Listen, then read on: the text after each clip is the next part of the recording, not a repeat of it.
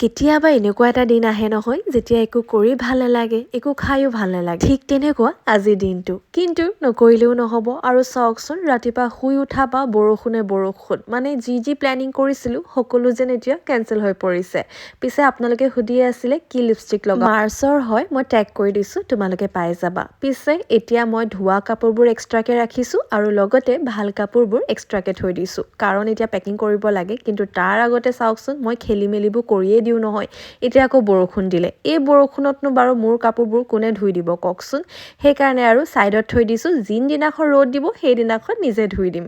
পিছে এতিয়া আগপিনে আহিলোঁ আৰু দেখিছে নহয় ইমান ধূলি বালি। কেতিয়াবা ভাবোঁ তলত ঘৰটো হোৱাৰ কাৰণে চাগে ধূলি বালিবোৰ বেছি হয়নো, ওপৰত থকা হ'লে ভাল আছিলে পাই। এতিয়া শ্বুট দুটামান আছিলে, সেয়া কৰিবলৈ নিজৰ জেগাটো ঠিক ঠাক কৰি লৈছোঁ দেই। আৰু তাৰ পাছতে লাঞ্চৰ বাৰীটো আহিলে মায়ে ক'লে যে কিনো কৰি আছ, খানাটো সোনকালে বনাহি। সেইকাৰণে দৌৰিকে এতিয়া 1 কাৰীকে বনাই ল'লোঁ।